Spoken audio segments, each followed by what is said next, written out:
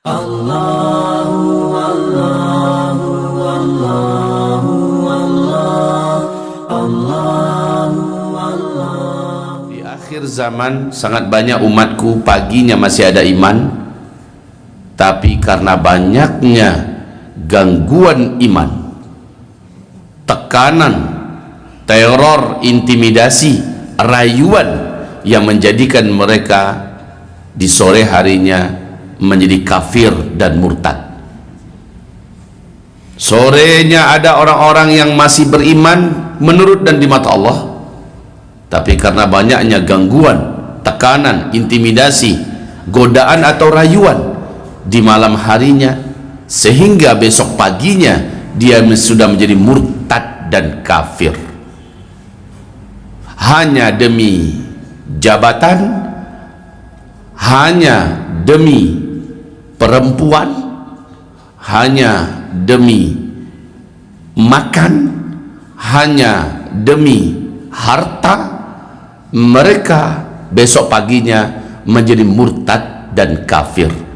Di akhir zaman sangat banyak umat ini yang berubah menjadi murtadin. Wahai ibu, miskin sampai kita mati tidak akan menjadikan kita menjadi ahli neraka. Cacat sampai mati tidak akan menjadikan kita menjadi ahli neraka.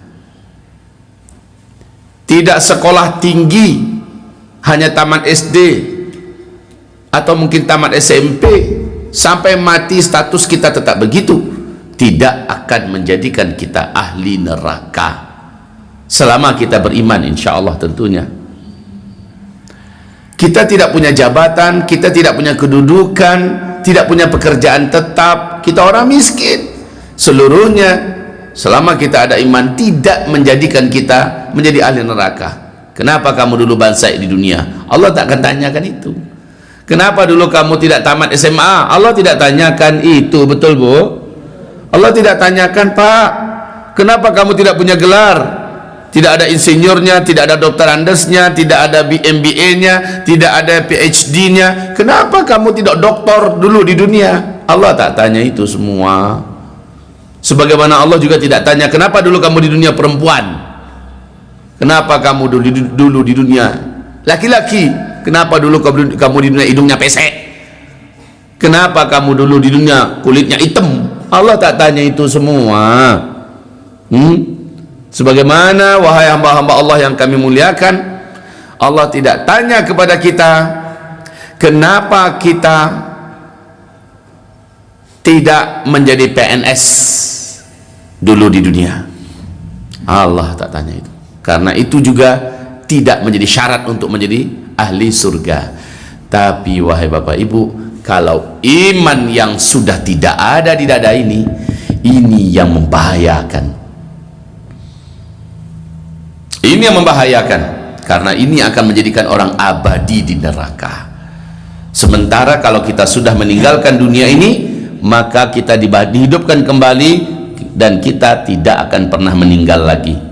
Meninggal itu cuma sekali bapak ibu. Hidup di dunia ini dan kita di dunia ini, dan dunia ini bukan tempat tinggal, tapi dunia ini adalah tempat untuk meninggal. Kita di dunia tidak akan hidup selamanya. Kita pasti akan menutup hidup dengan kematian. Bapak ibu punya rencana untuk mati atau tidak berencana untuk mati, kita semua tetap akan mati. Setuju? Siapa di antara kita yang mampu bertahan untuk tidak mati-mati? Duitnya yang segudang, hartanya yang sebumi, pangkatnya yang luar biasa, panglima militer dari sebuah negara yang besar, semuanya tidak akan bisa menahan kedatangan malaikat maut. Nah sekarang kita fokus tentang masalah tauhid. Wahai hamba-hamba Allah yang kami muliakan, ini akhir zaman. Apa bapak ibu memiliki iman dan keyakinan bahwa kita sekarang sedang di akhir zaman apa tidak? Yakin sekarang kita sedang di akhir zaman? Yakin? Terima kasih Bapak Ibu. Bapak Ibu ada di posisi keyakinan yang benar. Saya alhamdulillah dengan nikmat dan izin Allah telah berguru dengan seorang ulama besar dunia. Dia satu di antara 40 ulama ahli hadis terbesar di dunia, Syekh Musa'id bin Bashir Ali Al-Husaini As-Sudani Al-Quraisy. Beliau ini membedah dan mengkaji kitab Fathul Bari dari awal sampai akhir di Jakarta pada tahun 2012, dan saya ikut dalam acara itu. Pengajiannya, pembedahan kitab ini dari subuh sampai jam 10 malam. Kami hanya berhenti untuk sholat dan makan, lalu kami lanjut dari subuh sampai jam 10 malam. Berapa bulan itu menghabiskan waktu? Kitabnya setebal ini Bapak Ibu, Fathul Bari setebal ini kitabnya. Kami selesaikan dalam 2 bulan. Tidak ada tema yang dilewatkan. Dan beliau selalu memperbandingkan dengan kitab-kitab hadis yang lain, riwayat Imam Ahmad, riwayat An-Nasai, riwayat Abu Daud, apalagi Imam Muslim. Beliau selalu menyebutkan perbandingan. Masya Allah, luas sekali ilmu beliau. Semoga Allah menjaga beliau, dan sekarang masih hidup. Saat itu usianya sudah 64 tahun. Kalau sekarang 2020, berarti usianya sekarang sudah 74. Ya, saya dengar beliau sudah kesakitan. Wahai hamba-hamba Allah, ketika memasuki kajian tentang ahadithul fitan, hadis-hadis fitnah akhir zaman, ada hadis yang ada dalam fitnah-fitnah akhir zaman itu membuat saya menjadi semakin kuat ingin bertanya, sebab apa yang ditemukan dalam hadis fitnah akhir zaman itu kayaknya di zaman ini semuanya. Maka saya bertanya pada beliau, Syekh, hadhil ahadith ka'annaha taqa'u fi zamanina hadha, hal yasih an naqul anna akhir zaman la yakunu illa fina fa nahnu ummah akhir zaman, hal hadha sahih ya Syekh? Hal am hunaka zaman akhar ba'dana atau ma ba'da jailina? Artinya adalah, wahai Syekh, seolah ada hadis yang kita baca sekarang ini seluruhnya itu terjadi di masa kita. Bolehkah Syekh saya mengatakan, karena saat itu saya sudah mengkaji akhir zaman juga kan, bolehkah Syekh saya mengatakan bahwa zaman yang dimaksud oleh ada hadis ini, terjadinya fitnah ini, fitnah itu, fitnah ini, fitnah itu, fitnah ini, fitnah itu adalah zaman kita sekarang, atau apakah ada zaman yang lain setelah kita, mungkin setelah generasi, setelah anak-anak kita mungkin? Apa jawaban Syekh itu? Laula zamanuna nahnu hadha famata. Kalau bukan zamannya itu adalah zaman kita ini, maka zaman yang mana lagi? Tidak ada, nak, katanya. Zaman akhir zaman itu adalah ini, dia di zaman kita. Kitalah generasi akhir zaman. Maka di akhir zaman ini yang paling rawan itu adalah iman. Yang paling rawan itu adalah tauhid. Bagaimana cara menjadi ahli tauhid di akhir zaman? Ini penting sekali, Pak. Sekarang ini yang sedang berkuasa orang Islam apa orang kafir? Sekarang ini yang sedang memimpin dunia orang Islam apa orang kafir? Setuju? Kalau begitu di tangan orang kafir ada kebaikan atau ada keburukan? Semuanya keburukan, karena Allah sudah sempurnakan itu dalam Al-Quran. Innal kafirina la mufsidun. Sesungguhnya orang-orang kafir itu adalah orang-orang yang membuat kerusakan, merusak akidah, merusak keturunan, merusak ekonomi, merusak dunia, merusak kesehatan, merusak bumi, merusak tatanan. Kerjaan orang kafir itu, al-kafiruna yufsidun wala yuslihun. Orang-orang kafir itu hanya bisa merusak di muka bumi dan mereka tidak akan mampu membuat kebaikan. Ini Allah yang berfirman bahwa orang kafir itu kerjanya merusak. Tidak akan ada orang kafir itu yang membuat kebaikan. Dibuatnya ube, di dalamnya ada babi, di dalamnya ada anjing, di dalamnya ada binatang-binatang yang haram. Dibuatnya sistem ekonomi, di dalamnya ada riba, di dalamnya ada sistem yang zalim, tipu-tipu dan sebagainya. Dibuatnya pendidikan, di dalamnya ada kerusakan, ada merusak otak, merusak akhlak, merusak moral. Apapun yang dibuat oleh orang kafir merusak semua, Pak. Dibuatnya makanan, disuntikannya indah-indah. Dia buat makanan, dia buat tanam-tanaman, seluruhnya diberi bumbu-bumbu atau pupuk-pupuk yang membahayakan bagi kesehatan. Dibuatnya ternak, ternak itu pun diberi makanan dari pupuk-pupuk kimia yang sangat membahayakan bagi orang yang memakannya. Masya Allah Pak, apapun yang dikakuk oleh mereka seluruhnya merusak. Oleh karena itu Allah haramkan bumi ini dipimpin oleh orang-orang kafir. Sementara orang beriman panduannya langsung dari langit, Al-Quran, langsung dari Rasulullah yang diutus oleh Allah secara resmi agar manusia tidak salah dalam bertindak berbuat. Nah kaum muslimin yang kami muliakan, yang saya sedihkan itu adalah hadis sahih Bukhari berikut ini yang terjadi di zaman kita. Mari kita kaji. La tattabi'anna sunanal ladzina min qablikum shibran fashibra. Lanjut, dhira'an fadhira' hatta walau dakhalu juhra dabbin lasalaktumuh. Qalu al-yahud wan nasara, qala faman.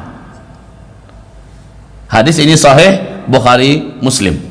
Artinya sungguh benar-benar nanti di akhir zaman kamu pasti betul-betul akan meniru-niru dan mengikuti orang-orang sebelum kamu sejengkal demi sejengkal, sehasta demi sehasta, sampai-sampai mereka melakukan hal yang paling tidak baik dan tidak masuk akal, kamu juga akan ikut meniru dan mengikuti mereka.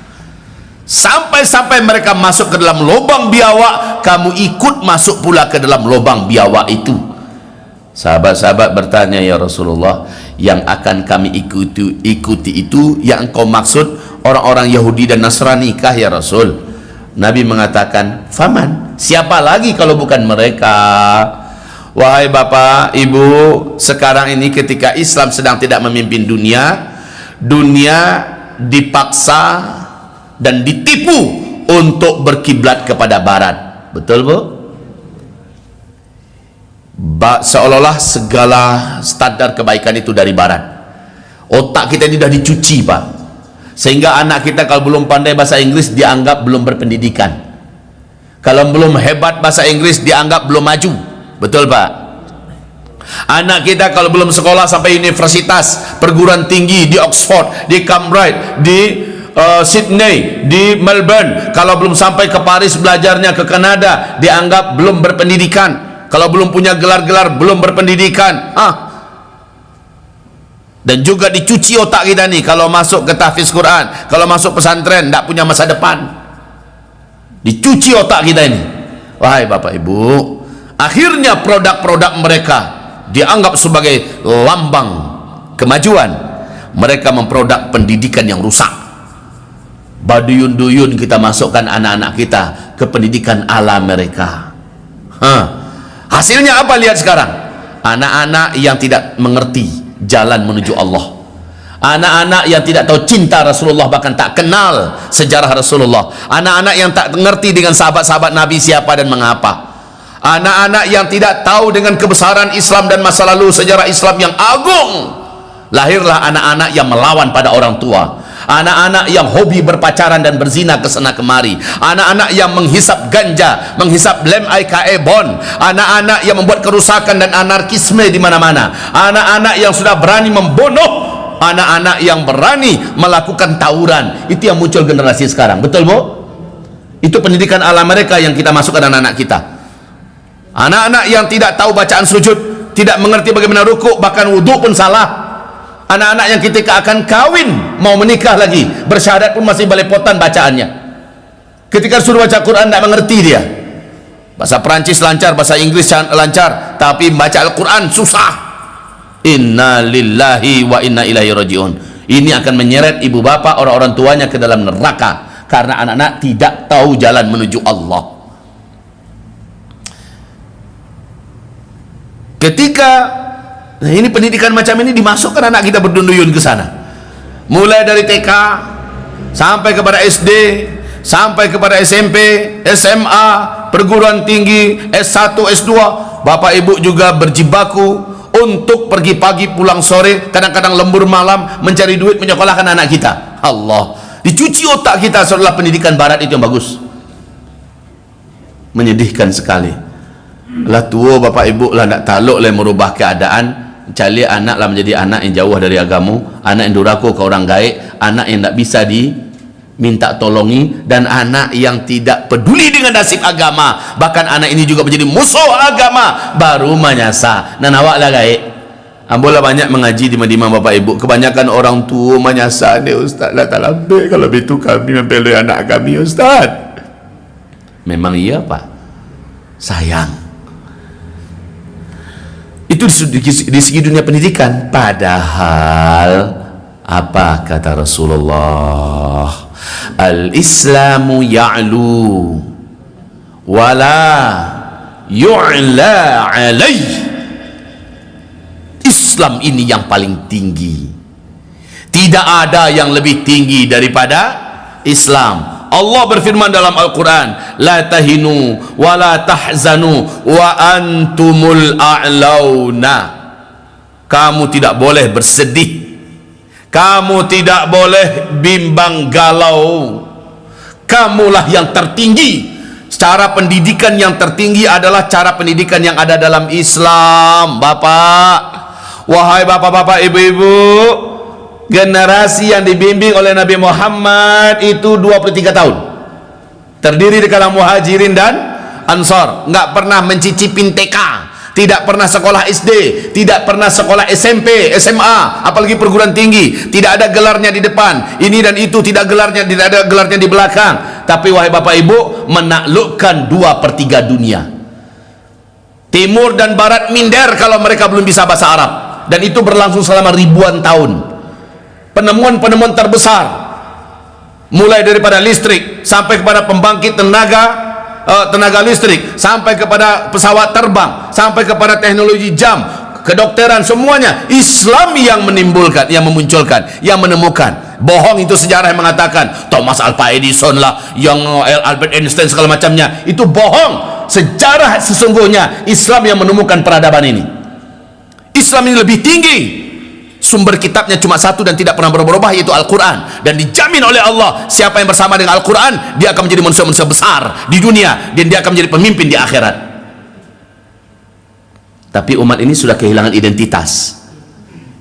Ketika mereka kehilangan identitas, mereka tidak memiliki lagi pegangan hidup yang kuat. Pegangan hidup yang kuat ini disebut dengan iman atau tauhid. Bagaimana caranya kita menjadi ahli tauhid di akhir zaman? Ini panjang nih, harusnya pengajian ini berseri. Panjang ini wahai bapak ibu. Ya, makanya dari kemarin saya tidak membahas tema menjadi ahli tauhid di akhir zaman. Padahal saya sudah di Masjid Raya Pasateh. Saya malam tadi sudah di Masjid Agung. Ini materinya panjang. Tapi materi panjang ini yang paling penting. Inti pengajian itu harusnya ini, menjadi ahli tauhid di akhir zaman. Saya tidak yakin akan bisa menyelesaikan. Karena saya yakin bapak-bapak, kalau lah tabik matahari sabantale kau lagi lisah kau. Karena lah ada janji iko janji itu. Betul pak? Yo salah pak. Yo bu. Cak lihat salah. Kalau mau pasal mau mengaji kau, ambon tinggal surang sekolah. Lebih keluar cek. Padahal pengajian ini sangat urgent. Ini baru dari segi dunia pendidikan. Wahai bapak ibu, jangan kita pernah silau. Apa sih yang pernah dibuat oleh Barat untuk dunia ini? Bahkan seorang tokoh pengamat dan ahli tentang masalah sejarah dan dunia menulis buku bernama Madza Khasiral Alamu Binhitatil Muslimin. Setelah khilafah Islamiyah di Turki pada tanggal 3 Maret tahun 1924 runtuh, setelah Islam ini mundur, Islam sudah tidak memimpin dunia lagi. Apa kerugian dunia dengan Islam tidak lagi memimpin? Apa kerugian dunia? Sangat besar. Tidak sangat besar loh, tapi sangat besar. Di segi dunia pendidikan saja rugi umur anak-anak dan generasi ibu. Ibu tahu bu, dalam Islam umur 15 tahun itu laki-laki ini sudah cakap mencari nafkah, sudah bisa berdiri di atas punggungnya sendiri, sudah bisa menghidupi keluarganya dan menjaga ibu dan adik-adiknya, keluarganya. Umur 15 tahun itu pendidikan dalam Islam pak. Umur 17 tahun dia sudah bisa menjadi panglima perang, dia sudah bisa menjadi gubernur, dia sudah bisa menjadi menteri. Umur 17 tahun. Ini pendidikan dalam Islam. Kalau ada awak 17 tahun baru kelas 3 SMA baru sadang bagalan tuang ke ketiak induk dan apaknya tu. Ya bu, sedang nakal-nakalnya tu. Pendidikan dalam Islam pak, dari usia 3 tahun sudah mulai start sampai 12 tahun selesai Al-Quran 30 juz dalam keadaan mutqin, hafal Al-Quran 30 juz, hafal puluhan ribu hadis. Sehingga Syekh Ahmad Syarif yang ada di Mesir itu baru berumur 12 tahun pak di Mesir. Hafalan Qurannya seolah-olah komputer yang bagian manapun ditanya cepat keluarnya, tidak ada satupun kesalahan. Kemudian dia sudah hafal puluhan ribu hadis, hadis Sahih Bukhari, hadis Sahih Muslim, hadis Abu Daud, hadis Al-Hakim, hadis Masya Allah, hafal seluruhnya. Dia digelari dengan doktor di usia 12 tahun. Syekh Dr. Ahmad Syarif 12 tahun. Pendidikan Islam itu aslinya begitu, aslinya begitu di usia itu Bapak Ibu. Bahkan Musa yang dari apa? Ya, yang juara 3 dunia padahal dia usianya masih 6 tahun, dari Belitung, Bangkal Belitung. Ini apa kata Syekh Al-Azhar kepada bapaknya waktu itu masih usia 6 tahun, anak ini kalau sudah bisa dia bahasa Inggris, bahasa Arab dan matematika, kami akan berikan kepadanya gelar LC. Cukup ajarkan dia bahasa Inggris, matematika dan bahasa Arab, kami akan berikan kepadanya gelar LC, melangkahi umur yang sangat. Kenapa wahai Bapak Ibu? Karena sekali lagi pendidikan dalam Islam ini Masya Allah, tamat dia SD, nggak usah tamat SD lah, hafiz Quran, mutqin, dia sudah bisa bergaji di atas 5 juta satu bulan. Nggak usah nyusambau sekolahnya lah, cukup situ saja dia sudah bisa bergaji di atas 5 juta satu bulan. Syaratnya hafiz mutqin dan apalagi punya sanad serta mujaz, selesai sudah. Jadi ya Allah, mubazir betul gaya pendidikan dari barat ini. Habis waktu anak kita, habis waktu kita latih mencari akhlak anak awak. Solat nyoba bakal bapeak, jilbab nyoba serak, ya akhlaknya ya Allah ya Rabbi, innalillahi wa inna ilaihi rajiun. Wahai Bapak Ibu, sangat banyak yang mau saya sampaikan. Saya kehilangan kosakata ini saking banyaknya mau saya sampaikan.